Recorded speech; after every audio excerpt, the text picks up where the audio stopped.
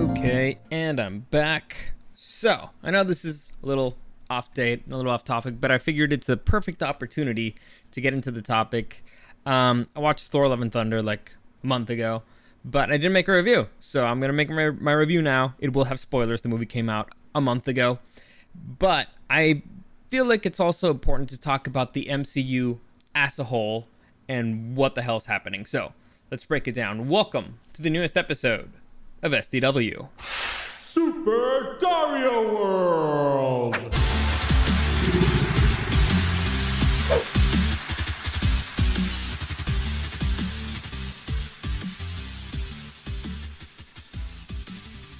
Alright, so as I was saying, I know the movie came out like a while ago, so just, bear with me. It's not relevant, but I believe the larger topic itself is still somewhat relevant. Mob Nasty, thank you for joining me. I appreciate it. As always, I'm back. Hopefully you missed me. Hopefully it's still fun for you guys to join me here. But all right, let's get into the topic. Let's get into Thor: Love and Thunder. Again, I watched it once a month ago, but overall, my general impression, if you want to keep it spoiler free, the movie's funny. Okay, it's funny. You'll watch it. You'll enjoy it. You'll have a good time. So it's whatever. It's fun. It's fun in that sense. However, I had a lot of issues with what it means to the MCU as a whole, and actually what it did to Thor as a character. Now, generally speaking, I'm very forgiving with comedies. Extremely forgiving because they're meant to be ridiculous. Unfortunately for Thor: Love and Thunder, it's also part of a bigger cinematic universe, and that kind of tends to complicate things a little bit. And so treating this as a comedy and treating your superhero, probably one of the most powerful superheroes, as a clown, I take issue with that. I have a lot of issue with it. So again, if you want to quick if you're a normie, the movie's fine, it's funny, you'll have a good time, you'll leave, whatever. It doesn't change anything in the MCU as a whole. Like, not at all. Well, maybe a little bit at the end, but that's it. In the grand scheme of things, not much changed. In fact, they kind of ruined some things, and I'll go through the things that they ruined because I have a lot of issues with people retconning stuff. Because whenever somebody does that, I assume that what they're telling me is that I'm too stupid to remember, or that I'm too stupid to know, or too stupid to get it, and that really upsets me because I don't like people calling me stupid. I don't mind saying stupid things. I say stupid things all the time, but I don't like people thinking that I'm stupid. That I take issue with that. You can only think of me as stupid when I want you to think that I'm stupid. It's my prerogative. Anyway, if that makes any sense whatsoever. So again, the movie is fine overall. It just doesn't add anything. In fact, I think, like I said, it takes away from who Thor is, who Thor was, and also, just FYI, the movie deals with the love of Thor's life. I forget her name right now because I'm blanking out, but Natalie Portman, her character, having stage 4 cancer. Again, this is a comedy. So we've had 2 back-to-back Thor movies where one is Thor Ragnarok, which is supposed to be the apocalypse of, the Asgardians, and it's a comedy, which it shouldn't have been, but alright, whatever. And now we have Thor dealing with the love of his life, having stage 4 cancer, and it's also a comedy. The issue here to me, it's the wasted opportunity, right? Because Thor Ragnarok, I have a lot of issues with it because they ruined the storyline of Planet Hulk and by proxy World War Hulk, which I was looking forward to both. And they ruined Thor Ragnarok. Because, again, making it a comedy, Ragnarok was supposed to be heavy, dark, apocalyptic. Didn't really feel that way. It felt like Thor was clowning around. And now in Thor: Love and Thunder, I expected it to be a little bit more ridiculous. In fact, I'm disappointed at some points, and I guess I'll break down why. So there's many things in the movie that disappointed me, and nothing disappointed me more than the scenes with the Guardians of the Galaxy. That's what I was so looking forward to. This it's the thing that I was looking forward to the most in the next phase of the MCU, because if you go back and you watch Infinity War, I've said this a million times before, and I'll say it a million times again. My favorite scene in the entire Infinity, like the Infinity Stone saga, which would be the first saga, like the one that started with Iron Man and ended it in Endgame. And ended in Endgame. My favorite scene is Thor meeting the Guardians of the Galaxy. I thought it was hysterical. It's dark, it's funny, they fit, they mesh really well. And I was very much looking forward to that, because in the end of Endgame, Thor leaves with the Guardians of the Galaxy. So I'm like, this is great. We're gonna get more hijinks, more craziness, more competition between Peter Quill and Thor. It's gonna be great. And we didn't really get that. I have a feeling that the Taika Waititi, he didn't get who the Guardians of the Galaxy were, or he kind of didn't really want to deal with them. He's like, no, Thor's my guy. It's my movie. I don't want to deal with these other guys, and I'm gonna get him out of here quickly. So that sucked. I thought it was gonna be closer to Thor Ragnarok, where the Hulk was in it pretty much the entire film. Not so much. All right, but overall, he didn't really get who the Guardians of the Galaxy are, and their style of comedy didn't really match Taika Waititi's. Again, Taika's a clown, all right, and so he makes clowny stuff.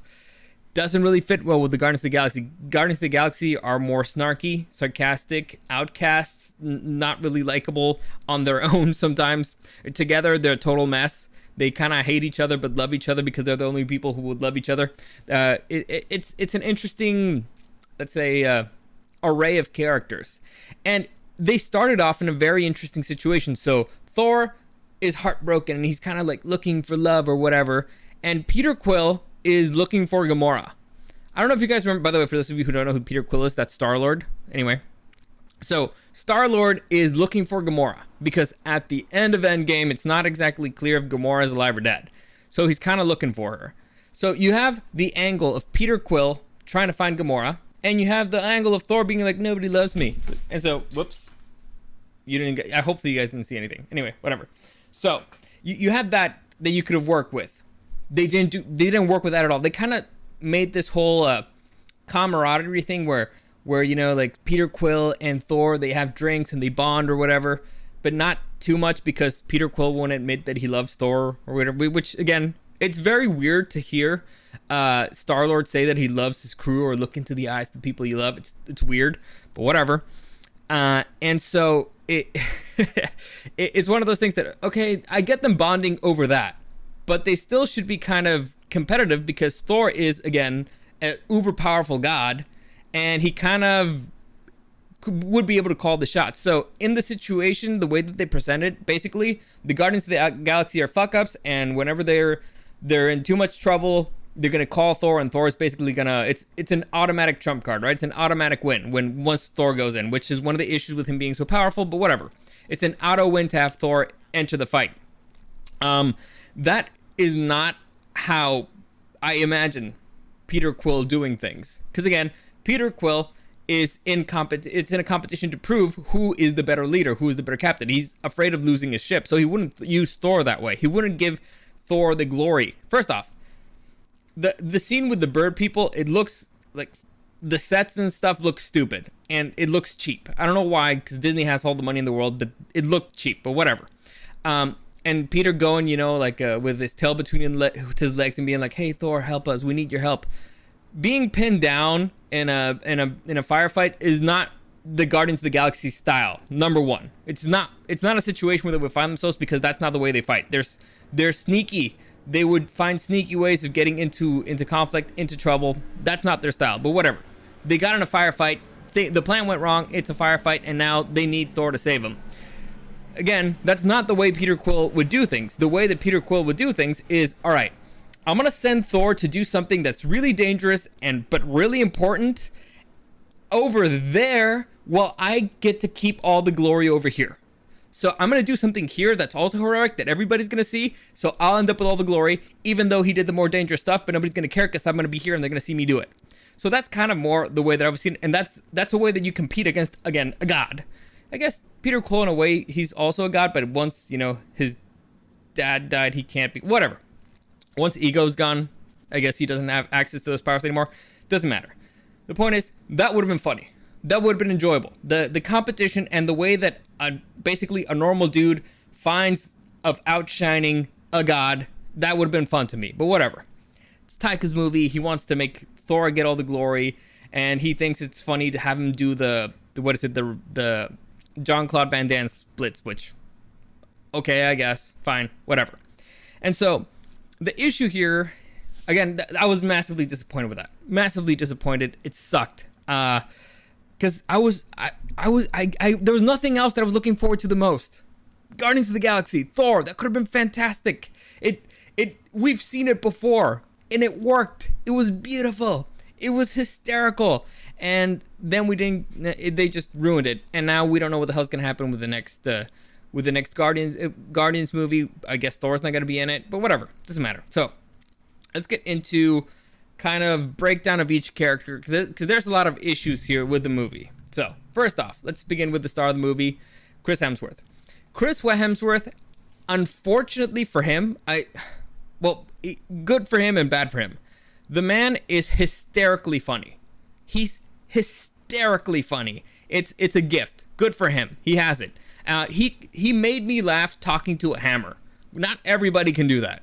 So he's hysterically funny. Unfortunately, I think that is detrimental to the character Thor. So Chris Hemsworth being super funny ends up being really bad for Thor, because what happened with Taika Waititi is Taika Waititi decided, hey, Chris Hemsworth's super funny, so I'm going to make Thor a clown. I'm going to make all these comedies. And it doesn't work. I guess, the comedy works fine, because again, you got a guy who's super funny doing it. But as the character, you're making him a clown. This is, again, supposedly one of the most powerful superheroes around. Maybe you got Captain Marvel, maybe, who is on par. Wanda, the Scarlet Witch, who may or may not be alive. I don't think Doctor Strange is on par, but maybe. And the Hulk. But we saw him beat the Hulk, Angry Hulk in Thor Ragnarok, so technically he's on top right now. And you're making him a clown. You're making him pathetic, kind of a loser where nobody listens to him, where nobody would trust him. It was a funny little gimmick that they did in Endgame. Fine, he's insecure and stuff, but supposedly he got over it. We got Thor back. Not so much. Not so much. He's went back to being the big bumbling clown idiot, which is okay when you're Chris Farley. Not so good when you are freaking the God of Thunder. All right? So I didn't particularly enjoy that, but again, it's his own fault for being so damn funny. Like seriously, can I blame him? Not really. Can I blame the director for trying to take advantage of a really funny actor? Not so much. But how about if you make another movie with him that's a comedy? How about if you make a actual Thor, a superhero movie that's, a serious one where you're dealing with the love of his life having stage 4 cancer, and then you make a separate movie with him where it's a stupid comedy? How about you do that? And just maybe, I don't know. Anybody? Bueller? No? Am I here by myself? Whatever. Doesn't matter. So that was the issue with Chris Hemsworth. Let's move on to Natalie Portman. Natalie Portman, actually, I didn't mind so much. Her performance is great. Natalie Portman is one of those weird, really good actors who gets what she's doing. Now, there's actors who get it and actors who don't. Natalie Portman clearly understands what the hell the MCU is. She's an Academy Award winner. And so she didn't try to act for an Academy Award. She was like, oh, I'm just Jane Foster. That's her name. Took me a minute. But she understands the role of the character, and that's what she gives. Sometimes a little bit more, sometimes a little bit less. But usually it's on par with what the superhero movie demands. And I'll get that more into that in a minute. We got to see a little bit of their relationship, which was weird. Honestly, it's just bizarre the way that it was presented. I don't know if I liked it or hated it. I'm not exactly sure what particular period of time this happened, because if I remember correctly, after the first Thor, he can't come back to Earth. Then he comes back to Earth in the first Avengers movie, and he leaves because he's taking Loki to jail. Then there's another Avengers movie, and I think it's after that one. Then there's Thor Dark World, where they hadn't seen each other until that point.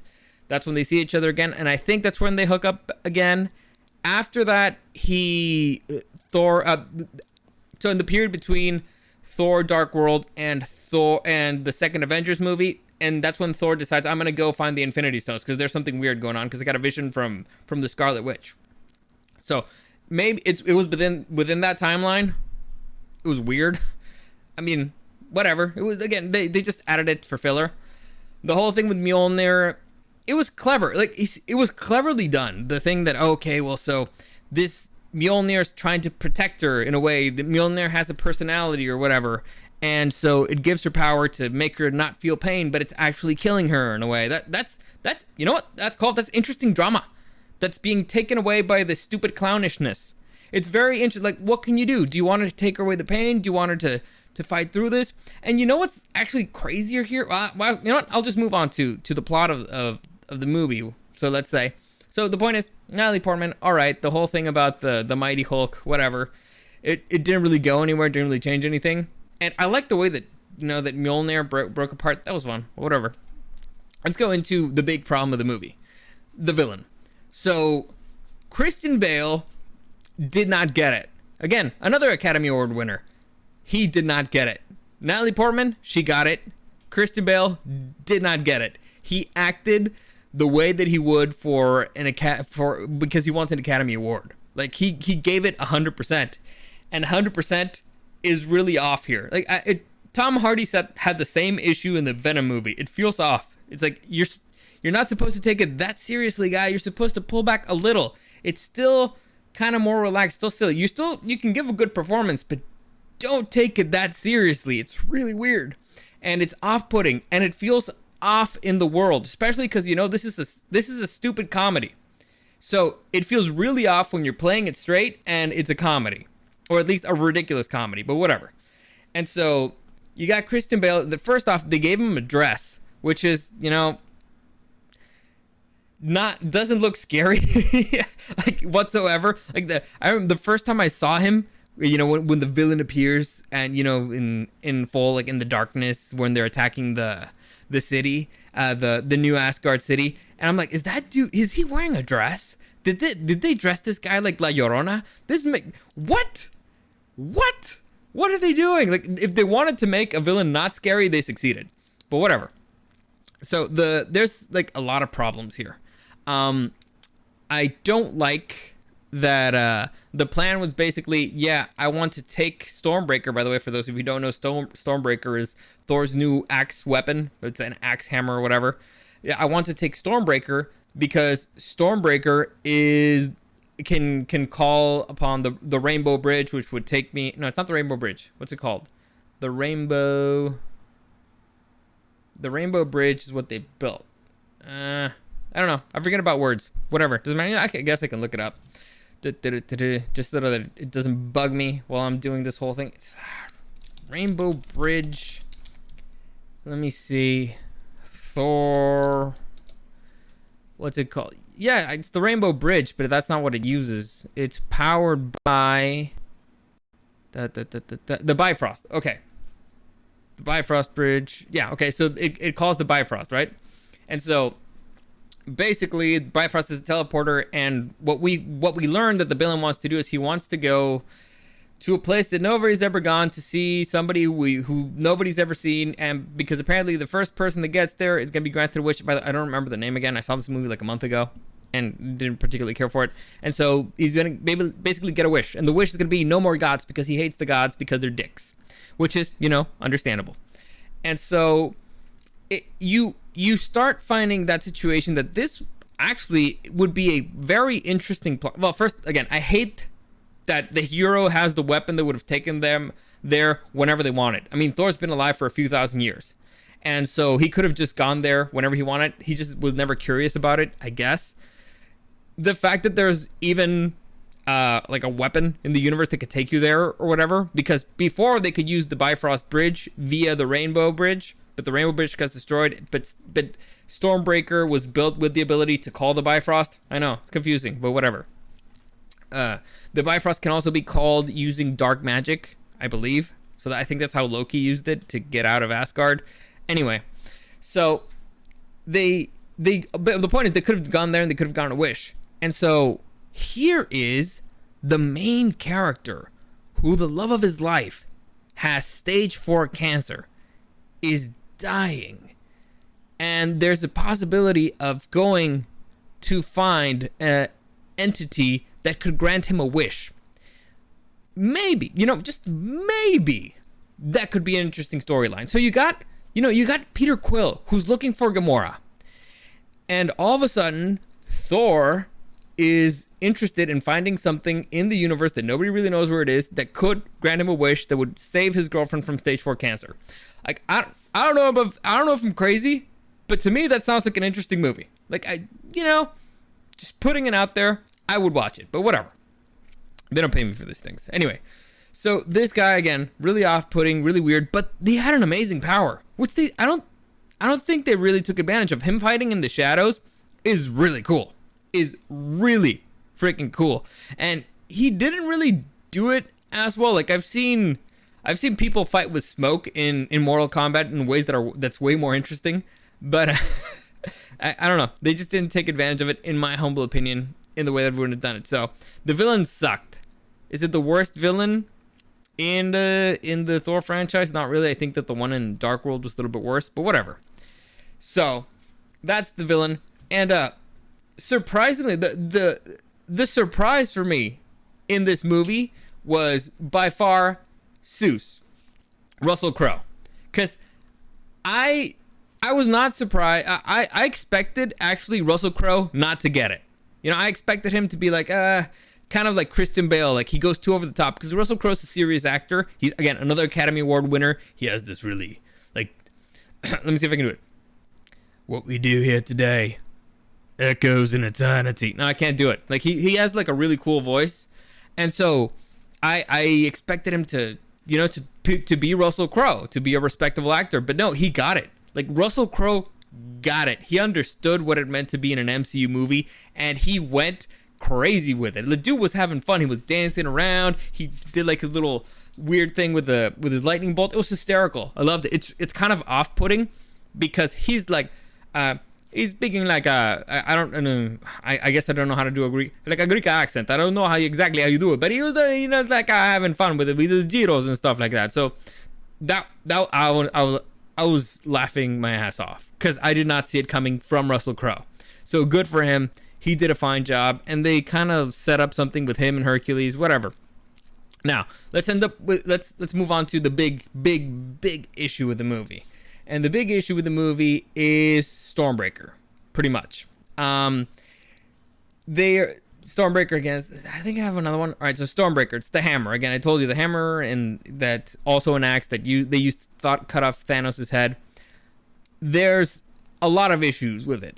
And my big issue with it is that everybody and their mother ended up wielding Stormbreaker. How? Why? I do not know.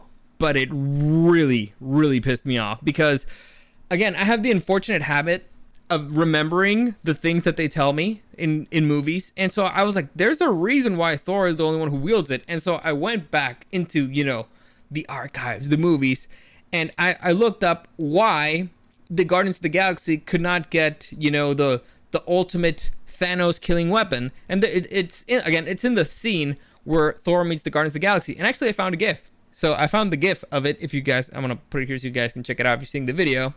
And so here you go. Actually, I also have like the meme. So I'll just read it for you.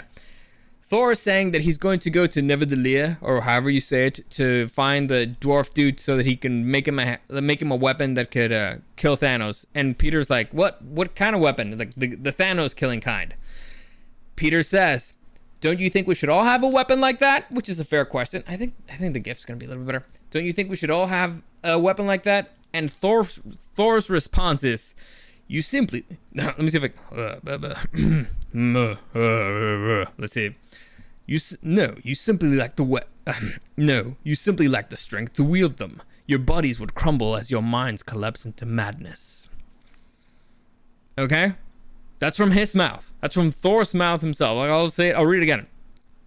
You simply lack the strength to wield them. Your bodies would crumble as your minds collapse into madness. So that is the reason why nobody else got a Thanos killing weapon. A weapon the level that could kill Thanos. A weapon that strong, that powerful. Nobody else got one. Only Thor, because Thor is the only one who could actually handle it. Maybe the Hulk.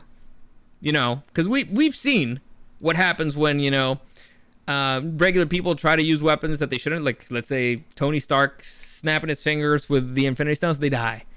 So, again, it really upset me seeing everybody and their mother wield Stormbreaker. It's like, what does nothing matter? It does nothing matter. Is everything just BS here? Was everything stupid? Does nothing matter anymore? And I guess that brings us to the topic of the MCU as a whole. So I guess I should put something here for the MCU or whatever, because I don't know, just so that I have an image of it. So the MCU as a whole has a lot of problems, and to me, the big issue with the MCU is that I know the meme is that basically after Iron Man died, the MCU died with him. No, in my humble opinion, the MCU died the moment that they cut off Thanos' head. It's been pretty much all downhill from there, with a few exceptions. The Spider-Man No Way Home was really good. I did a breakdown on that. I loved it. Moon Knight was surprisingly enjoyable. It's not a superhero show. Like, if you watch it as a superhero show, it's bad. If you watch it as a normal show, it's okay. But other than that, it's mostly been bad in regards to the world building. I've enjoyed certain things. Like I said, I enjoyed the Doctor Strange and the Multiverse of Madness. It didn't add anything. Thor: Love and Thunder didn't add anything. Black Widow, hated it. Didn't add anything. WandaVision kind of added something. Loki kind of added something. But overall, The Eternals sucked. Terrible movie. And so it's, what the hell is happening to the MCU? What even is the MCU? So again, to me, the MCU died the moment that they cut off Thanos' head, because after that, they had to come up with BS to save everybody else, because they needed to bring all the other characters. Like, some way, somehow, they had to bring back all the other characters. And their solution was time travel. Time travel. And once you introduce time travel to something, nothing matters anymore. Nothing whatsoever. It's all stupid. It all goes out the window. And if you add on top multiverses or separate dimensions, it keeps just going out the window. Keeps getting more and more ridiculous. And again, nothing matters anymore. So if it doesn't matter for one thing, it doesn't matter for all. So again, you can be Thor and give a reasonable explanation as to why nobody else can wield Stormbreaker, because they lack the strength to wield it, and their bodies would crumble as their minds collapse into madness. And then in the next movie being like, here kid, wield this. Like a random kid. Fine, it was Heimdall's son or whatever. But Thor is a god. The son of Heimdall, I'm not sure if he's a god, but I kind of doubt it. Also, kid. So, whatever. And again, everybody and their mother was wielding freaking Stormbreaker, but whatever. And so what is happening? So let's kind of like break down a little bit. So after they cut off Thanos' head, they come up with the BS of time travel, and everything goes to hell. And that leads us to WandaVision, which kind of tried to, again, I thought WandaVision was a massively wasted opportunity, because it was the perfect moment for them to introduce the X-Men and a whole bunch of other stuff. But nobody listens to me, so whatever. So for those of you who haven't heard this before, I'll go through it really quickly. Well, actually, there's really no quick way of doing it. And fine, I'll do it really quickly. So to me, in WandaVision, I thought it was the perfect opportunity to pretend that, for the audience to discover that the MCU is actually the world of House of M. For those of you who don't know what House of M is, there's a storyline in the X-Men where Wanda basically goes crazy, which, she's usually crazy, and she says, all right, no more mutants. And so she uses her Omega level powers to make all the mutant powers disappear. So, right? So nobody else has powers. No more mutants. They go back to being normal people.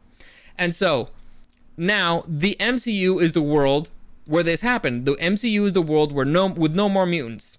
Now, how does Wanda get her powers? If you guys remember, in the second Avengers movie, she gets it from Hydra. They did experiments on her, and after they did experiments with her and the Tesseract and her brother, they ended up getting the powers that they originally had as mutants, because they were, I guess, predisposed to it. And so in WandaVision, we could have discovered that, oh my god, Wanda actually created, the MCU is actually the House of M. And so if via WandaVision she could have broken that particular spell, and it would have been the return of mutants to this particular world. To me, that would have been awesome. But again, they don't pay me for this stuff, and so they're never going to do it, because normies wouldn't get it. That's kind of like more of a deeper reference, but I'm sure you could have explained it away for people being like, oh, okay, I get it, because I'm not a freaking moron. Whatever. So you get WandaVision, doesn't really add anything except maybe bringing back Vision, which is weird.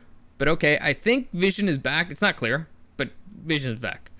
Then after that was Loki. Loki supposedly is kind of important because he introduced Khan the Conqueror. But also, here's where things get really messy. The Loki TV show deals with time travel. Now, if you guys remember, Endgame, they try to explain really hard that time travel, you can't really do it. It's not like Back to the Future. It's not how that works. It doesn't make any sense. You can't change the future by changing your past, blah, yada, yada. And then you have the Loki TV show where time travel basically works like Back to the Future, and you can change your future by changing your past and blah, yada, yada. So again, once you introduce that, nothing makes sense. And at the end of Loki, he basically, again, spoiler for those who didn't see it, they go to the end of time and to the timekeeper or whatever, and they kill him, which ends up liberating all the timelines. So the opportunity for one timeline to sprout, it can. Once you do this, it basically, if you allow other timelines to exist at any point, that means that at every point there's a alternate timeline. So which means that it was always possible to create an alternate timeline. It's really confusing. It gets really messy, really dirty, really ugly, really stupid, really quickly. That's why I hate it. They try to simplify it. It doesn't work. It's beyond complex. And so I hated it. So they did that with Loki. And supposedly they introduced Kong the Conqueror, but he's only really appeared on this show. Then you got the Eternals, which sucked overall. I don't think it really changed anything, except that we learned that there's uber powerful beings on Earth that are robots who look like humans, who did not act when Thanos was around because of... I mean, even though Thanos' plans completely went against the plans of the, what's the name of the big aliens? I forget. It's not the Eternals. I'll remember eventually. It usually hits me back a few minutes later, but whatever. The big alien guys. And so, the Celestials, I remembered. And so, Thanos' plan went 100% against their plan, but whatever, we're still not going to do anything, because we're stupid robots. Then you have Spider-Man, which Spider-Man was awesome, and you were like, okay, so this is going to open up maybe the introduction to the other characters? Nope, not really. It was mostly to close out the other Spider-Man movies, which they did epically, was fun. And then they kind of introduced Venom into this world, which was really weird. I mean, extremely weird because, correct me if I'm wrong, but only the people who knew that Peter Parker was Spider-Man were being pulled into that world. And as far as I know, in the Venom movies, he has no idea who Peter Parker is. So, let's just say weird. Didn't make much sense there. Then what do you have? You have Falcon and the Winter Soldier, which again sucked because all these shows are little kids shows. The Disney Plus shows, they were made for little kids, not really for the fans. And here's free advice for Disney: kids don't have money. Okay, kids do not have money. They may be your audience, but they're not your customers. There's a big difference. And so the people like me who have been watching the MCU since it started, we're the ones that have money. We're the ones who'll buy your merch. We're the ones who go pay to the movie theater. We're the ones who pay for Disney Plus to watch all this stuff. We're the ones who get excited for it. So if you're not making stuff for us, why the hell am I there? Why the hell am I paying for this? You're not making shows that I am enjoying. You're not making stuff that I actually think is good. You're treating me like an idiot, and the action scenes suck. So why am I even freaking here? So, again, free advice, Disney. Kind of, maybe you should pay attention to the older crowd a little bit, but whatever. Then you got, the Hawkeye show, which I was a little bit excited about because I thought, okay, Ronan, this is going to be like Ronan's redemption story. No, again, also a little kid show. And then they went and completely destroyed the Kingpin. Like, I completely obliterated him. One of the most vicious, brutal characters that they introduced in Daredevil in the Netflix TV show. With the Netflix TV show is canon. It is part of the MCU. When it came out, they were saying, yeah, this is canon. This is happening within the same universe. They addressed the Chitauri invasion in that show. It's when they're buying The Office. That's how they get it for cheap, because it got destroyed by aliens. And they went and completely destroyed the character, neutered him. They made him look like freaking Santa Claus. It was stupid. It was infuriating. I went back to watch the Netflix TV show, the Daredevil TV show, immediately after, and I got extra pissed because this... Anyway, I won't get into it too much. The point is, you can watch my breakdown of that particular episode.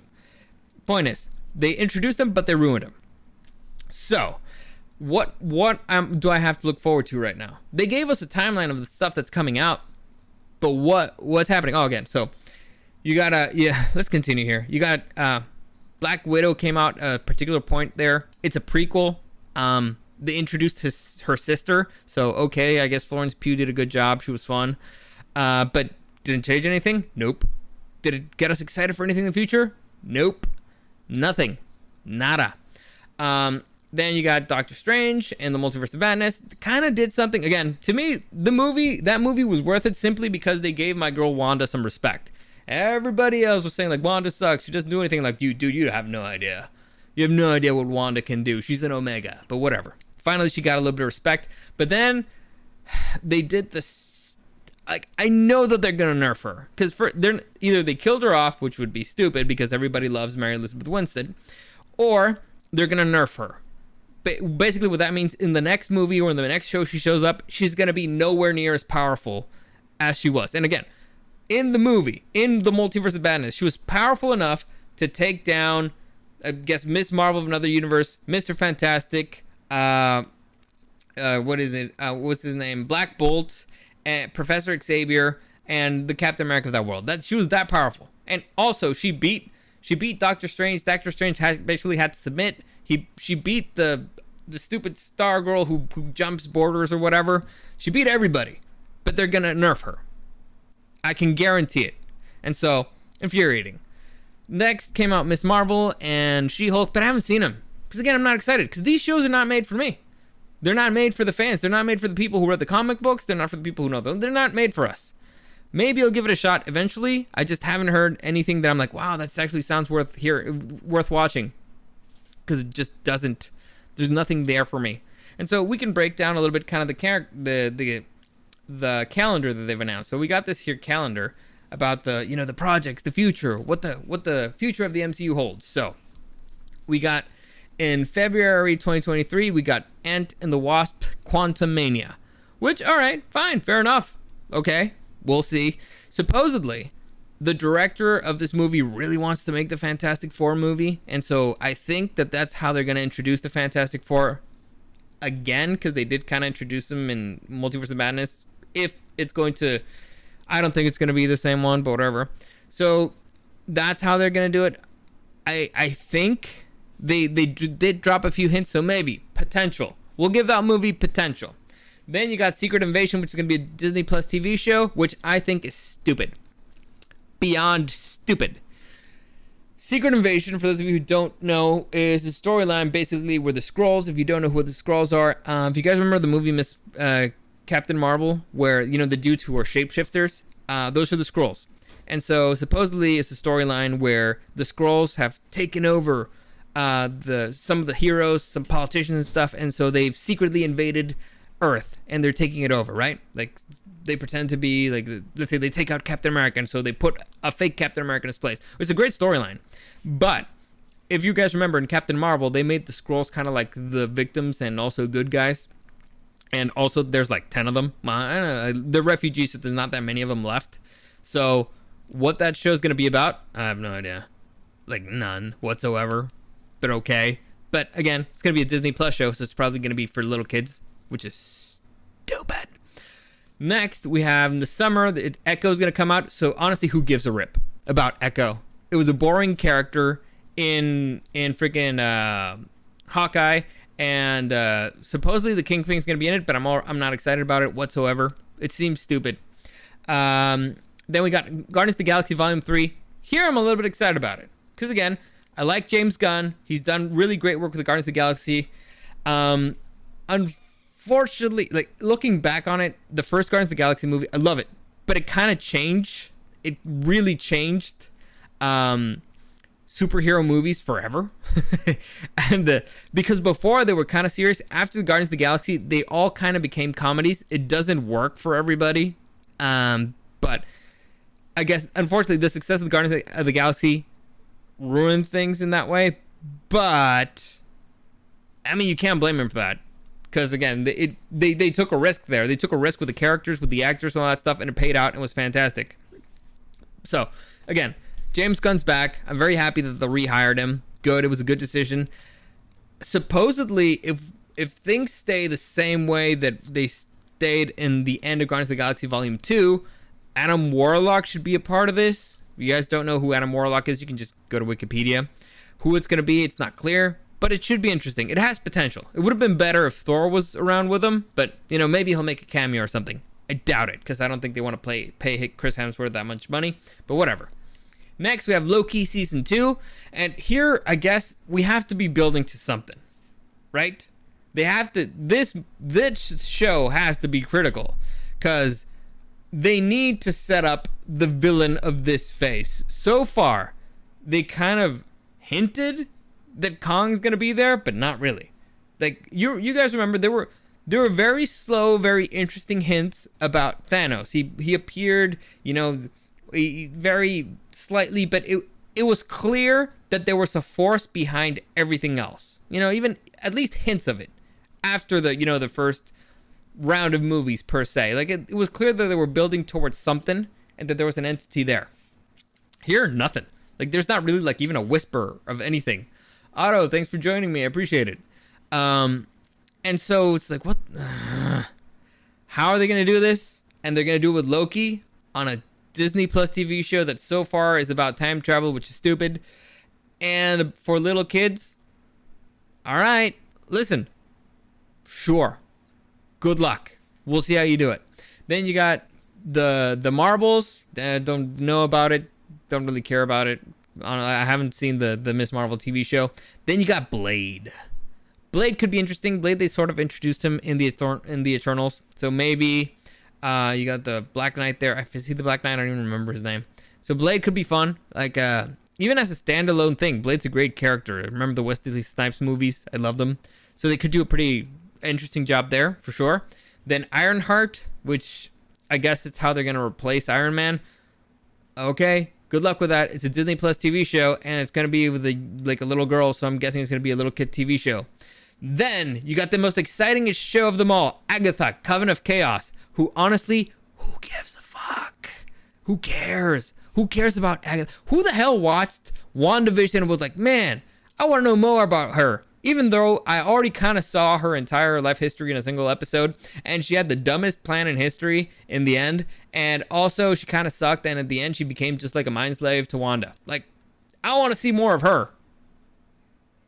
Why? Seriously. Why? Okay, you know what? Spend your money on whatever you want. Again, probably going to be a kid's show. Then, you got Daredevil Born Again. So, there's potential here. A lot. I want to hope beyond hope. But after what they did to Wilson Fisk, I don't know. But I want to give him the benefit of the doubt with Daredevil, because so far with Daredevil, they've done really good stuff. I like Charlie Cox. I've liked the entire cast. Born Again is a great Daredevil storyline. I'm not going to say anything about it, but I think it's probably my favorite Daredevil storyline. So I'm not going to go with spoilers because, you know, people probably want to see it. If not, maybe. Disney should drop the MCU and focus on Star Wars universe. Disney should drop the Star Wars universe too, because they just keep ruining it. Disney should focus on making content for kids and let the MCU be more for teenagers, grown-ups, and Star Wars the same. I mean, you can make kiddie shows and adult shows. The problem is that they're not making kiddie shows and adult shows. They're making only kiddie shows. That is the big problem. You know what's funny? I worked on an anime of Iron Man that's going to come out. And you did hear that correctly. There's an anime of Iron Man. And it was all right. It reminded me a lot of the 90s cartoons. Like, you know, you remember the old X-Men movies? The old X-Men show, like... It reminded me of that in anime format. I didn't really hate it. But you knew what to expect. It's a cartoon. with cartoons, you don't mind it being childish because it's a cartoon. And even with cartoons, you can be serious. Like in Spider-Man, Into the Spider-Verse. You know, you can still do grown-up stuff. You can do cool stuff. It can be childish, but you cannot forget about the adults. We're kind of important because, again, I've said it before. I said it again. Kids don't have money. All right? Kids don't have money. It's the grown-ups. We're your customers. They might be your audience. We're the customers. And actually, we're also the audience. You know? Because my generation, kind of childish. And we like all this stuff. But whatever. So Daredevil Born Again. I want to hope beyond hope. But not particularly excited about it. What is it? Spring 2024. We'll see. Then we got Captain America, New World Order. All right. It's going to be the new Captain America. It's 2024. It's a movie. We'll see how it goes. Then the Thunderbolts, which honestly I don't really know much about, so I don't really care. Then November 4th, 2024, we got the Fantastic Four, which so far have sucked on screen. They have not been able to make a good Fantastic Four movie, but granted, it's because they weren't made by Marvel. They were made by, I believe, 20th Century Fox. Maybe this one has a chance. We'll see. Again, it's the guy who made Ant-Man really wants to make these, so all right, maybe there's potential there, because again, this is the first family of Marvel. All right, they're the OG superheroes. I believe they're the first superheroes that they made, so they should be able to do something with them. Then you got in 2025, you got Avengers: The Kang Dynasty. So again, this Kang the Conqueror. So everything points that it's going to be Kang the Conqueror being the next big bad, which they haven't introduced at all, except maybe Loki, but not everybody's going to see Loki. Not everybody's seen Loki. Not everybody has Disney Plus. And so how are they going to do it?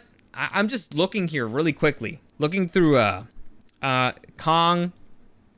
It's Kang. Kang the Conqueror, right? Am I saying it wrong? Kang. All right, J. Carroll says it's Kong, not Kong, my man. Does it really sound that different? I'm saying Kong, not Kong. Whatever, doesn't matter. Kang the Conqueror. I guess I'm just saying it funny. I'm sorry. So, what was I even saying? I'm looking here at their lineup, and I'm like, how are you gonna make this work? Because you've only shown him in Loki.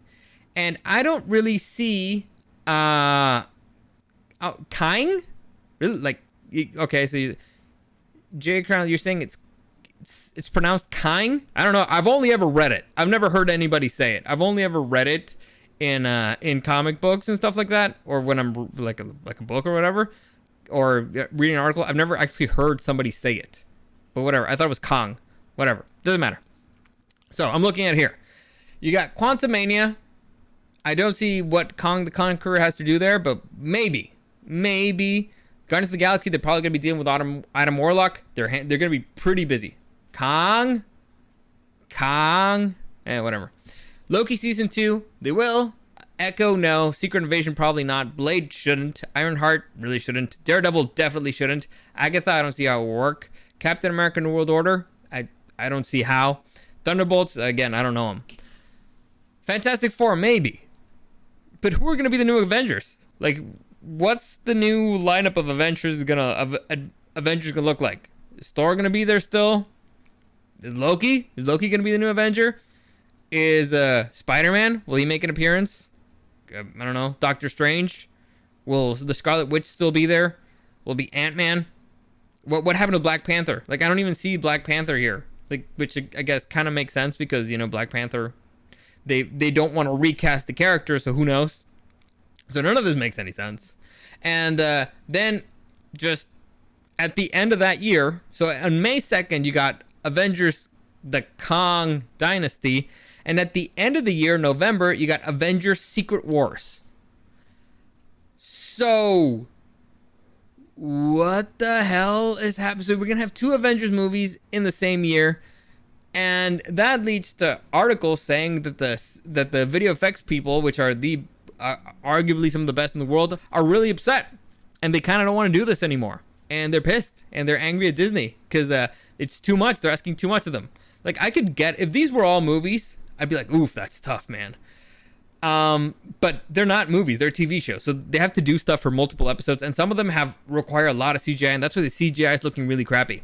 Like, you guys remember the third eye that what's his name? That Doctor Strange had in his forehead? That looked really crappy. I've seen shots from She-Hulk. They look really crappy. The CGI looks really bad. But I mean, the CGI team doesn't have time to do stuff. And I've talked about this before, but for those of you who don't know, rendering takes time. For those of you who don't know what rendering is, basically when you edit something and you're exporting it, it's called rendering. You know, it's got to go through all its processes and it goes out. And I remember once I was fortunate enough, I had a conversation with one of the editors of this TV show, The Orville. If you haven't seen The Orville, it's a sci-fi TV show by the creator of Family Guy. It's funny. I recommend it. And so I asked him, because I was curious, like, hey, how long does it take to render an episode? You know, because it's a sci-fi TV show. It's got like ships and stuff. They have to do a lot of CGI or whatever, special effects. And he says it takes months to render one of their episodes. And so this is for a TV show. Okay, so you got a computer that's focusing for months only on rendering one thing, like one episode. And if they want to edit or something, oh my, that's when people murder people. That's when editors go crazy. But you have that going on. And you've got all these projects. So you can't put the best on every single project, because they're going to be busy doing other stuff. And you want to put the best on the best on the things that you care about the most.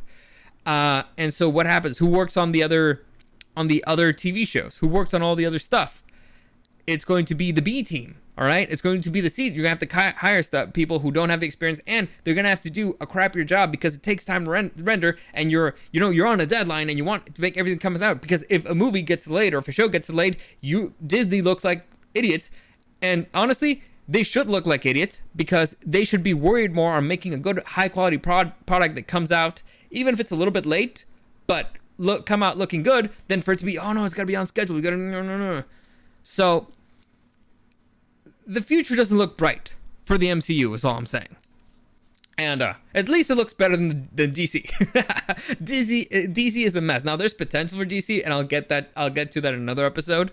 But I think again, they're in a gigantic, massive hole that I don't know if they can dig themselves out of. Like what's there to look forward to, other than Guardians of the Galaxy maybe? But I have no faith in what they're gonna do with Daredevil. See, Jay Crandall, and those are only 45-minute episodes. Yeah, so it's short episodes, and not all of them have CGI. And some of the characters in the MCU, it's all CGI. Like Professor Hulk, it's all CGI. So I don't know how they're gonna pull it off. I do not envy them whatsoever, not even a little bit, not even at all. So what do you look forward to? There's no Spider-Man on the horizon. There's no Doctor Strange. There's no Thor. But at this point, it's like, really, what are you gonna keep doing with Thor? Are you gonna keep making him a clown? What are you doing? What are you building? Who are you building this for? Are you only making stuff for little kids? Just tell me now. I'll stop watching. I'll stop wasting my time. Because I'll make stuff for me. Well, where's the freaking Deadpool? Like, they said that they're not gonna do rated R stuff. Daredevil on Netflix was, I believe, almost rated R, or if not rated R. So, what are you doing? Again, why am I here for? Give me a reason to stay. All right, like, I'm a fan. I'll probably keep watching it, just mainly because I like complaining about things. So maybe that's why I'll keep watching it. But give us a reason to stay. Again, we're your customers. We're the ones that have money. Forget about little kids. Little kids don't have money. Little kids will not buy your merch. They don't have money to buy it, and they can't do anything. It's the adults. You have to keep the adults happy. Give us something, and it doesn't have to be everything. Make it 1 out of 3 for adults, maybe. Like, that seems fair, right? Let's see, Jake Crandall. I'm looking forward to how many variants of Kong there'll be around, and if he's pulling strings behind the scenes like Thanos. Here's the problem with that, with the variants and all that stuff and the complications. It's, again, it doesn't matter. Once you introduce multiverses and different timelines and all that stuff, nothing matters. And you can explain every single thing with the most ridiculous stuff, like, oh yeah, it was a different dimension. Oh, it was a different timeline. Oh yeah, it doesn't. Oh no, he was really dead. Whatever. Nothing matters. They need to put their feet back on the ground. Like, little kids will accept it fine, Grown-ups are like, that's kind of stupid, and it kind of ruins the movie. So maybe, like you said, maybe it could be cool. They could do it in a way that's, that was actually epic. It was fun. So far, haven't seen it. And I haven't seen it in a really long time. Like I said, since they cut off Thanos' head, it's all been pretty much downhill from there. So we'll see how it goes. At least Guardians of the Galaxy is in the horizon. Maybe there should be something there. Like, honestly, I think Ant-Man and Guardians of the Galaxy, if they mess those up, I'm probably going to be done. Except for, again, watching them just to complain, because I like complaining. But we'll see. I think that's a good place to stop. So, what was I saying? Oh, yeah. As always, try to remind you guys, any comments, questions, or suggestions, you can find me here, live streaming. Honestly, it's the easiest way. If you want to send me something on Instagram, you can do that at Dario SDW. I'm sorry, I keep forgetting. I rarely check that. I usually only post stuff there. I don't really check it. I got bombarded, and I was like, you know what? There's no way I'm gonna be able to answer everybody, so I'm not. I have to be stuck in a car or something for hours and be like, all right, I'll go through all of these. But it was too much. So it's honestly, this is the easiest way for you to contact me live whenever I do this. When am I gonna do this again? I don't know. I'm hoping for next week, because again, there's DC stuff that's interesting. Me and my kid brother, the NFL season's coming up, guys. I don't know if you guys know this. And so I still have to slap the living hell out of the guy, and twice. So I'm going to do that probably next week. Hope you're looking forward to it. What am I calling my army? I don't know. I'll think about it. I've never even considered it. I'll think about it. But freaking auto. But yeah, so we're probably gonna do NFL stuff next week. I'll think about it. I worked on an anime movie. It's crazy. I did basically 99% of the subs for it, so I'm looking forward to talking to that. It's not out on Netflix yet, but when it does, I'll tell you, and I'll do a Taco Tuesday on it, because again, I'm excited because I worked on it, and I'm probably the person that saw every single frame of that movie because I was working on it. But whatever, like, I went frame by frame, so I know it better than anybody else, probably. And again, I wrote the dialogues. I changed a lot of stuff because it was silly, but whatever. Well, you'll see. Anyway, that's a good place to stop. As always, thank you for joining me, and I'll see you again next time.